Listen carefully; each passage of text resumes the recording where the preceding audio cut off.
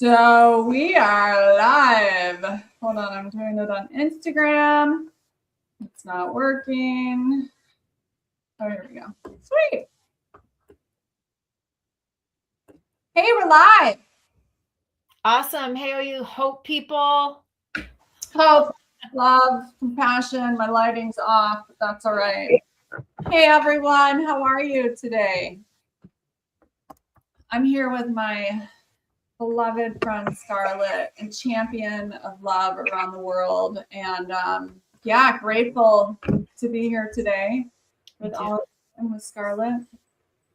Me too. Grateful to have you as a friend and as that person that I can call and just that I know will listen, but also that I know will only allow me to go on for so long, and you will shift the conversation into problem solving. And I've really grown to appreciate that. Everyone needs a friend like that. You've got friends that you can call and you can complain to, and that's all that the conversation is. But to have a friend that goes, okay, I think I got it, and now let's shift. But I don't want to shift. I want to keep going. I didn't tell you the whole thing. I didn't tell you the next conversation. No, let's shift because I got enough of it, and let's figure this out. And I'm gonna figure it out with you. How beautiful is that? Yeah, that's amazing. And I will also say that there's now plenty of research that venting is actually very harmful for you, for the venter and the ventee. Yeah, because it just perpetuates the cycle of pain. It does, yeah. And it's great to honor and express pain and, get our we don't want to hide from our anger or fear or sadness. And yet if we get stuck in that and then just kind of complain and go on and on, it's just very toxic. And I used to love to do that so much. So, what we focus on grows, right? Yes, absolutely. So for those of you that don't know, I'm Catherine and I study hope. I call myself a hope scientist because I've been researching it and publishing research on it around the world and create programming to teach all how to hope, that it's a measurable, teachable skill.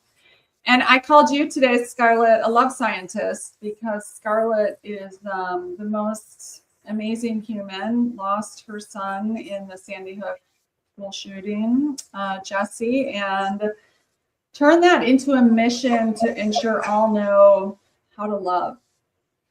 Like how we love. How do we love after something like that happens? How do we choose love and teach us love as a choice? And so I'm really grateful. And so we're doing work. We have another champion of compassion, that Pato Banton, that will be joining us. We're going to start a monthly show and have a monthly discussion on love, hope, and compassion, or I should say love, compassion, and hope. Because they're all three measurable and they are teachable skills, and you can learn how to cultivate all of them. And they are not necessarily inherent. And when hard things happen, it's hard to be loving, it's hard to be hopeful, it's hard to be compassionate. So anyway, super grateful. Hi, Scarlett. It's interesting. It takes effort. It takes mindful awareness, and it takes effort to actually show up in life. Earlier, Catherine and I were talking about, like life is tough and life has pain. And actually, pain is probably more prevalent in people's lives than joy. I think we have micro moments of joy. But here's the interesting thing: you cannot feel joy unless you feel pain. You numb the pain and you numb the joy. And of course, we all want joy and happiness. So that means that we have to learn how to move through some painful events. And I also wanted to say, you're also the kind of friend that so we have check-ins. We're kind of accountability buddies, and Monday mornings. I remember a Monday morning, and it wasn't necessarily, I always wake up grateful, but we had a conversation. At the end of the conversation, you said, what can I do for you this week to lift the load or something like that? And I literally just started crying because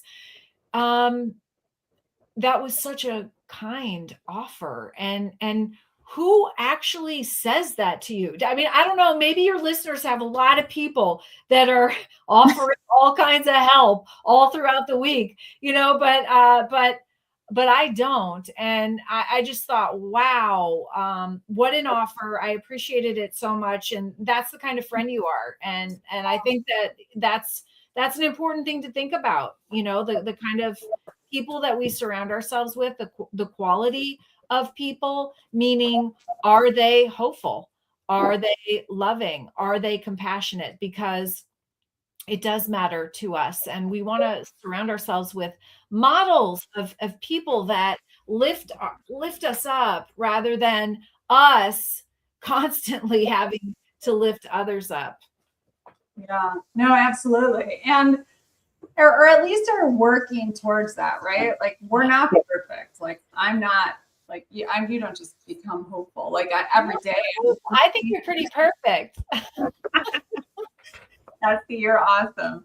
And you don't just become loving. Like you have to learn how to I was talking to someone today that had his friend was killed in Chicago. And he's in college, and a horrific random shooting, and processing it and moving through emotions on it. And love is and compassion, and they're hard choices, and they it's not just automatic, and we go through a lot to try to get to a place where we can, but we know through the science that like it's healthier to move to compassion, to love, and in order to create kind of a better humanity. Well, I mean, you're in your authentic power when you choose love and compassion. Otherwise, when you're reacting out of hatred, revenge, even anger. I mean, anger is natural, but prolonged anger, that is not authentic power. That is maybe a false sense of power, but it's actually weakness. And to have authentic power is when you exhibit self-control, and you are thoughtfully responding from the highest and best part of yourself. And you said something really interesting that I didn't know actually before. And I just learned maybe, I don't know, a few years ago, but it's kind of like one of those aha moments. And it's a life changer, that we have eye for eye brains. I mean, like an eye for an eye is, what some people think is justice. You hurt me, I'm going to hurt you back. Actually, that's how our brains are wired, which is so fascinating to me. And you've heard this saying, an eye for an eye makes the whole world blind. But in actuality, that is how we're wired to react. I go into students' classrooms. It's so interesting. And I'm like, well, when somebody hurts you, what does your brain tell you to do? Do it for them. Oh, really? Okay. So what happens when you do that? I get in trouble. Oh, well, what else happens? Oh, they get angry at me too. And so interesting. So and I say, well, then that perpetuates the cycle of pain, and it might even exacerbate it. Yeah. But when we pause and thoughtfully respond and use our hope skills, and it takes skills. Think about it, and they're the same as a kid and as an adult. Yeah, the regulation skills. Right. Yeah, absolutely. And I mean, when we act in anger, we now know that we make horrible decisions. We're in our reptilian brain, so we're making really bad decisions when we act in that state of anger. It's like you want to listen to the anger, and you want to hear what the anger is telling you, and you want to feel the anger and experience it. So, I used to avoid anger. It's actually helpful, and you learn about boundaries with anger. But when you act from that state, it's like I was in a recovery meeting today, and I'm in recovery, so I'm not anonymous about my recovery because I'm really proud of it. So it's been over 21 years. That's amazing. And I think you should be so proud. And I'm so glad that you're talking about it. Thank you. Thank you so much. And we were talking about serenity. And I was sharing a story about how meditation, I was in my 30s when I got into recovery, and they're like, you should meditate. Meditation's so good. And I couldn't sit still. I couldn't sit still with my mind. My thoughts, and like, I needed to move all the time, and super ADHD diagnosed all the things. Anyway, so they said, well, you really should. And when I moved to Ann Arbor, I would live next to a Buddhist center, and they had, Buddhist group meditations. And I'm like, maybe I'll try it in a group. And so I went to this group meditation class, and I sat down, and they're all so proper, and they're on their meditation mat, and everyone's quiet. And I know, and nobody moves an inch, and there's like no sneeze, nothing. And that's the way to do it, because then you can't either, right? You don't have a choice. That is exactly right. So I'm sitting there, and I'm like, oh my God, I have the biggest itch on my leg. I'm like, oh my God. I'm like, and I want to move. I want, it's like everything I can do to not move. And nobody's moving. And I'm like, wait, like, what if I just observe the itch, And I was like, oh, that's a concept. And so I let the itch just move around my leg, and then finally go off into the note, And I was like, that was the first time in my whole life I realized I don't have to react to every single thing happening all the time. Like, that to me was a game changer for impulse control and emotional regulation, because I was an addict. Like, I'd go from one addiction to the next, to the next, to the next. And it was like, really just, I was having an itch that I didn't realize I did not have to scratch. Interesting. So fascinating. Yeah. Anyway, that just happens. Taking control back even from, what your body wants you to do. Bodily sensations. Yeah. Yeah. And that's the trigger. And that's the first thing you teach in well, tell us about the Choose Love formula. I won't talk about the choice moment. Oh, well, yeah. The choice moment is that pause in between what is happening and what you choose to do. And you have two choices. So something happens, and you either react. And as you said, you're reacting without much thought. And sometimes, and that's usually out of habit or memory, habits that don't always serve us, memories that aren't always accurate. And there is the space where you can pause and take, if it's something that's triggering, take a brave breath, which is breathing through your belly, breathing in through your nose for a count of 4, breathing out through your mouth for a count of 6, which stimulates your parasympathetic nervous system, which is really your rest and digest. So it calms you down.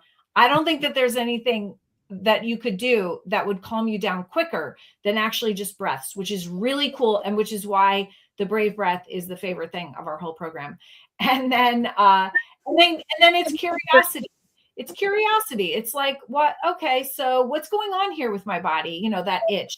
And what is it really an itch? Is it a bug bite? Is it, is it just, the fabric on my leg? Like, what's going on? And am I able to move through this itch, or do I really have to respond to it? And just that curiosity, which, by the way, curiosity is the greatest sign of intelligence, is shifting your brain. It's moving the information from coming out of your fear center to your prefrontal cortex, where logic and reasoning reside, where your executive functioning is, where the brake on your instinctual reactions is.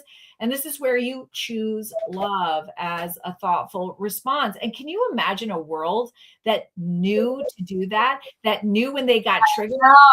Especially online, like, you wouldn't just rattle off something, that you're going to regret later, that's going to be on there forever.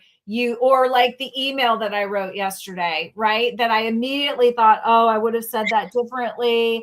I tell other people not to do that. I just did it, right now. Yeah. Yeah. 90 seconds is the time it takes stress hormones to cycle through the body. But that's what I mean. Like, we know it, and we practice it. We all practice it. We're all compassionate and kind in the process. It doesn't, just because you know it doesn't mean you do it all the time. It's like, it's true. And you forget that you have a choice. And that's the thing. It's like, I think maybe I thought, I don't remember, but I must have thought, oh, So I'm going to learn these skills and tools because I didn't have them as an adult. My parents didn't teach me. I didn't learn them in school. I didn't learn them in a lifetime of working. So I'm going to kind of learn these and I'm going to be like mastering them. Right. And then I'm going to go around and I'm going to teach. And it's like, no, no, no. I will never master these essential life skills because life throws us curveballs and actually which are opportunities to practice the skills, but they're different every day. Sometimes some of the same, and you can rewire your brain and it comes easier. But then there are other situations that are different and you have the skills though. You just pull them out and you go, okay, which ones do I use now? I've got the skills though, and I know what this can look like, and I can thoughtfully respond from the highest and best version of myself. I don't have to be reactive. I am in control, self-control, and not this person that's, acting out of fear or pain or whatever. I'm in control. Yeah. Yeah. I think one of the coolest things I've ever heard from a youth that was in our program is like he learned about his upstairs and downstairs brain and how to notice when he was in his downstairs brain and like what to do in that. But not only that, he learned like when his brother was in his downstairs brain and he could see from his brother when his brother was in his downstairs brain. And then he knew not to engage with his brother, not to egg him on, because if he did, it would just escalate into this blow up. And I was like, that is so insightful for this like 12-year-old, just knowing that and then having that skill. So like knowing when we're activated, but also when other people are activated and how we can be kinder and more compassionate. Like I see people running around right now in fear, just fear driving all these decisions, anger driving all of these decisions. And it's like, I'm noticing so clearly when they're in that downstairs brain, and I used to want to fix it all. And like not doing anything is sometimes how you not engaging in that activated state is how you, or learning how to de-escalate, just super important. And not judging because, right. We've all been there, and you have a greater understanding though. And some people have to learn lessons on their own. They're not going to listen anyway. And they don't want to put in the work that it takes. I mean, it is effort to thoughtfully respond with love and to have hope. It's effort every day. Happiness is effort every day.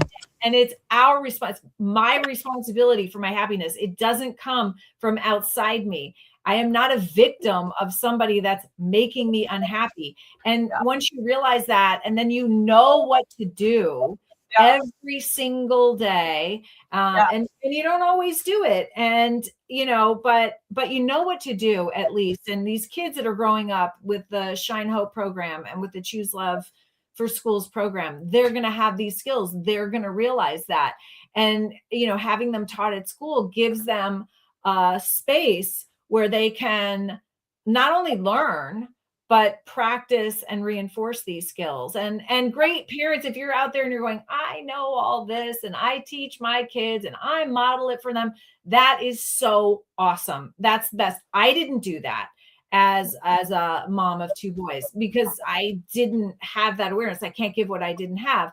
But if you are, that's awesome. But I guarantee you that there are kids in your child's classroom that don't have these skills and tools, and for your child's safety, for the culture of the classroom and the school and eventually the community and world, you want these kids to all have these skills and tools. I mean, it behooves your child and you.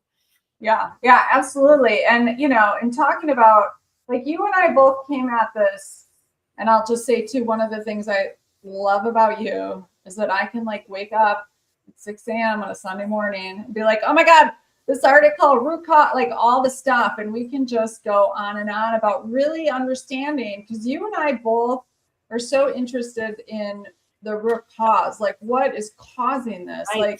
We have so many people that are dealing with these issues. Like we solve them by putting in security, devices or making more police or less police, or, just addressing the problem at time of crisis. Same thing with suicide, and why I really got involved in the Hope work. It's like so much was suicide crisis intervention, and to truly prevent something, you want to get to upstream. And so, like, people think, I love Hope, why do we even care about this? Why is this even important? This is a soft skill, it doesn't matter. Yeah. But like, when you really look at the science, and I look at the science of hopelessness a lot. I think you do a lot with fear, and that, am I right? And then maybe love. It's so important to teach these skills. And the reality is, and we know that kids need at least one trusted adult in their life. And we have teachers that are like, half of our kids can't identify one trusted adult in their life. Is that true? Is it half? Yeah, well, I mean, that's what our teachers have kind of self-reported. I don't know that they've ever done. Teachers self-reported? Teachers say, yeah, teachers report the kids in their classroom because we tell the teachers to be that trusted adult for the child if they can't identify anyone. And teachers said, half of my kids say, no, I don't have a trusted adult. And it's like, okay, we want school safety, and our kids don't have anyone in their lives that they can trust. Like, we can't solve school safety until we address that, until we address teaching these skills. All of the work, like, on the security stuff and the interventions and the 800 and all the hospital, like all the things, like, will never get resolved if we don't address these core issues. I mean, you said it true too with suicide. Like, there's suicide interventions once the behavior has gotten critical, but and that's necessary. But and it's almost like the school safety efforts. It's like substance abuse. It's like mental illness. It's like, we wait until there's a problem. It's obvious. And then we have interventions. But what Catherine and I are doing in our organizations, the Shine Hope Company and the Choose Love movement, is to focus on the root cause. So what causes the suffering that leads to mental illness, substance abuse, suicide, school shootings, violence, bullying, and then giving kids the skills and tools to manage that grievance before it escalates. And for me, after Jesse was murdered in his first grade classroom at Sandy Hook, I was like, okay, first of all, what we're doing isn't working. It was not the first school shooting, and we've had hundreds since.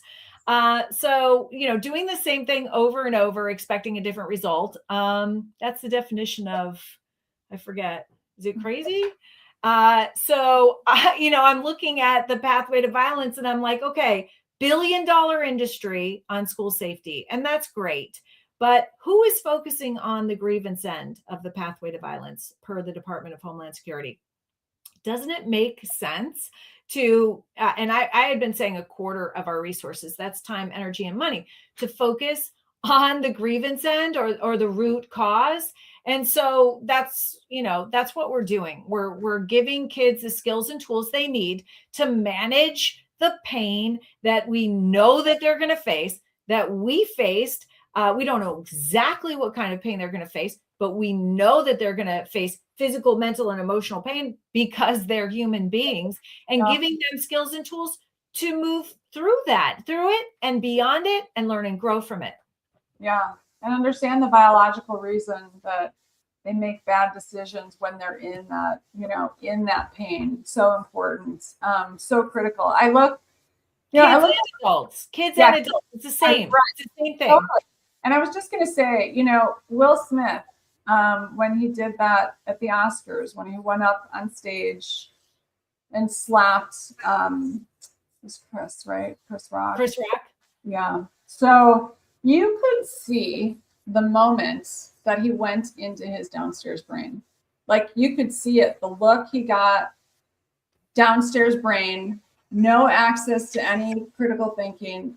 Again, 90-second physiological flooding of adrenaline, cortisol, norepinephrine. You have no awareness. If he had just been able to pause You know? I mean, and I can guarantee you, he'd never been taught. He probably still doesn't understand the physiology of what was happening in that 90-second stress response. And then he just knows he regrets it, and it was a bad choice.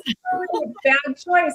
And he thinks it was like a choice, but we don't necessarily, if we're not, we're not in our right mind. And so when we notice our body going into that state, and this happened with my dad all the time, where you could see his flooding, you could see the flooding of stress hormones in his body. He wasn't aware. You couldn't talk to him rationally. If he had been taught that he had the ability to regulate that and what to do to de-escalate that, you can feel it in your body as you start to get activated. And you can, as you said, that brave breath, you can de-escalate. Your heart rate variability starts to drop when your stress response is activated. And breathing is the one thing that will immediately improve your heart rate variability and decrease your stress response. And again, there's the biology to it. So take all the shame away from it, because we're never taught the biological mechanism that happens and how long it takes to cycle through. And these kids are in prison, and they're in prison, and they don't understand why they keep making the same decisions. But they're not making decisions from their rational mind. They're making decisions from an activated place where they can't access their thinking. And they don't know that. They didn't know that. They were never taught that. And yet we wonder, it's just so frustrating to me. And again, then I use my frustrating to get to work, to make my programs better, or to, get it in more school. Purpose, pain into purpose. And Catherine, you didn't share your story, and you're referencing your beloved father. Will you share your why you're doing this? Why you're focusing, why you've dedicated your life to this? Yeah. And I mean, I'm going to probably get emotional because I just realized I didn't realize this for the first time. I realized for the first time the connection, because I was thinking about beloved Jesse and him writing on the chalkboard, before he was murdered. And what's it? Nurturing, healing, love, right? Which started this movement. And my dad sent me a final note, and I'll read it at some point. And I had shared it once before, but pretty much put me on this mission. I mean, saying like, I hope you never experience the kind of pain, and used the word hope in it, and used also happiness in it. And it's, to me, that was my dad directing me, as he was a very strong human being, very strong director, and he was passionate and ambitious, and loved me and celebrated life. He was like the most engaging, amazing dad, and then also had this very, hard side to him. Again, a stress response, and he died by suicide, when I was 18. And it was so painful for me. I was so close to him, and I remember thinking, like, who was gonna be there? And then I think about that note, and my dad was really close with Sam Walton, and I know, you have connections there. And Sam was like, solve a problem. If you see a problem sign, Sam would wake up every day and just keep solving a problem. Like, probably never imagined what he would build. But I feel like my dad instilled that in me, and that work ethic and that drive, and that, my dad loved Sam so much, and he admired him so much. And my dad was like that too. He was a brilliant businessman, and a retail banker, and taught me retailing at a young age. And so, when I started looking into hopelessness being the single consistent predictor of suicide, and I had my own suicide attempt as well in my 20s, and was told by doctors I was at high risk of suicide, it set me on the journey to figure it out, and finding, hopelessness being, in my understanding, root cause, and learning what it is, and then going, wow, when you look at hopelessness, emotional despair, so you sad, anger, fear, and a sense of helplessness, like, I can't do anything. Like, we all feel that all the time. And it's the collision of those two things. And like, there are moments I like turn on the news. I'm like hit with a moment of hopelessness. I get cut off from all the things, and it's just all unconscious. So it's about making it conscious, then learning how to navigate. But yeah, I mean, my dad sent me on my journey without a doubt, and Jesse sent you on your journey. Yeah. I think without a doubt, and you're like such a strong, passionate mama bear, and doing amazing work to, again, solve the problem long before it even becomes a problem, to save lives ultimately. Yeah, it's a little bit different way of thinking. It's not the way that we're wired to think. We're wired to focus on the problem, and that's what we do. And for obvious reasons, for survival reasons, we do that. But it's always interesting to me when I see messaging or names of conferences. I'm actually thinking of some specific examples, even programs that are focusing on the problem. They actually have the problem in the title.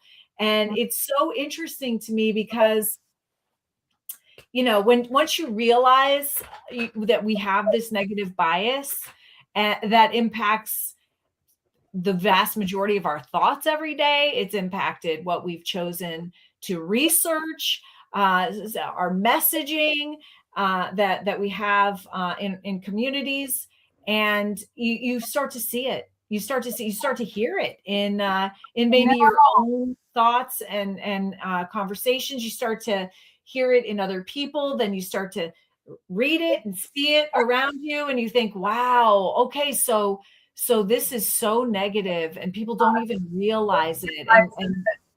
Oh no, yeah. Like I can't unsee hopelessness now. Like I see people like in the conversation. It's just we're just trained. Like we're constantly focused on our negative emotion and like what someone else because of what someone else is doing, which keeps us. We can't control other people, so we stay in that state of hopelessness. And I'm like, to me, it's like you just rewire your brain to get to hope, So yeah, it's when you say just rewire your brain, I mean it takes exactly. But this beautiful brain that through neuroplasticity we can rewire with every different choice that we make. You go through life, and if you're gonna if you wake up and you're usually like, oh my God, I can't, so much to do. I don't want this day to start. And you lay there for a second, you pause, and you go, you know what? I know there's somebody out there that didn't wake up this morning, and I did, and I'm grateful. And I'm gonna start my day off today with gratitude. You are rewiring your brain towards love and away from hope and away from fear. And you're doing it. And that's as easy as it is. But you see that took just a moment of conscious thought, of a little bit of effort to do things a little bit differently. And it's such a better way to live. It feels better. Yes. And it produces those happy hormones in healthy ways, Yes, the happiness quartet, that you get your dopamine that otherwise you would be getting like this, not IRL, not in real life, not connection. You know what I heard too. I mean, I like just recently there's a great, I think it was the Huberman's podcast, but he talks about anytime you don't have to work for your dopamine, your oxytocin, your serotonin, your endorphins, anytime you don't have to make effort to get them, it's not real. Like it's fake, it's unhealthy. Ooh, you have to work for it first. Okay. Get real. That's going to be beneficial and helpful for you. What about when you get at like a quart of Ben and Jerry's out of there? You have to get a clean spoon, and you mean that kind of working, or sugar hit? Gotta love it. I mean, it's all about moderation. So. Not that I have that in my freezer or anything, and not that I'm thinking about it. I just thought I'd ask. Just asking for a friend, right? Yeah, for a friend. Yeah. Well, anyway, I know we don't have long today, but we're starting a show we're going to do a monthly live stream on the first Tuesday of every month. I think at 4 Eastern time. We're not totally sure, but I think it's about then. And Pato will be on as well. And we're just going to talk about the work we're doing on love, hope, and compassion around the world. Pato is an amazing musician. He is super cool. He has an incredible story, just an absolutely amazing story of what he's overcome. And then the things that he's done in the world are just fantastic. We can't wait to share him with you. We love him so much. I know. We do. Absolutely. So yeah, really excited for that. So would love for all of you to join us. And, if nothing else, a time for me to connect with Scarlett and Pato every month, because I just love the work you're doing. I learned so much from you. I admire and respect you so much. I appreciate you. Mm-hmm. Yeah. Thank you. Absolutely. And yeah, you can measure your love, hope, and compassion, and you can get better at it, and other people can get better at it. And I suggest, but we work on ourselves. The better we are, the more we model the behavior, the better we become as humans together, Yeah, absolutely. And keeping each other accountable, calling each other out. That's a loving friendship. And, you don't have, I don't know. I don't have a lot of those, I have friends that I'll call. I have friends, and I love them so much, but not a lot of them that are going to call me out, especially as a bereaved parent. I think everybody's afraid to hurt my feelings, which on one hand is kind of nice, but on the other hand, it doesn't do a whole lot to push me forward. Yeah. And then movement forward and what you want to be doing, and what I want to be doing. And I want that same, push. I mean, we have one life to live, and you and I know that so much, and we're aware of it every day. And we just want to be the best versions of ourselves. And I believe that's why we're here. And it takes effort. And a reminder too, you are not the same person that you were yesterday. You're not the same person that you were when you woke up. You're a different person. You've had experiences, you've had reactions and responses and thoughts, and you've interacted with different people who have brought different things. And so just remember that you are constantly learning and growing, and hopefully strengthening yourself. And I know personally, when I lay my head down on the pillow and I have really just rolled up my sleeves in life that day, and just, I feel like wringing it out, like a towel, got as many drips of life out of it and experiences as possible, then I sleep well. Yes, me too. Exhausted. Always. From a full and engaging day. So amazing. Well, I'm grateful for anyone that listened in, and I encourage you to check out the Choose Love movement if you haven't. We should have links in we should. It's chooselovemovement.org. Can I put them in the, should I join the chat, or I don't know how to do it. We've never. Okay. chooselovemovement.org. Catherine? Yes. It's theshinehopecompany.com. Yeah. It's .org. Would love to hear from you. Help us spread the message. Yes. And, like, tell a friend. I'm sure that you know a friend that could use this information. Your kids' schools, these are both programs that go into schools, into homes and communities. Help us spread the word. This is a different way of thinking. It's a proactive, preventative way of thinking. We want to reduce the suffering before it becomes an issue. And the earlier, the better. So help us spread this message, because it is our responsibility what this world is. We're not victims, and anybody who's listening is not a victim. It is our responsibility. So yeah, absolutely. And positive action is the opposite of anxiety. Totally. Absolutely. Yes. Love it.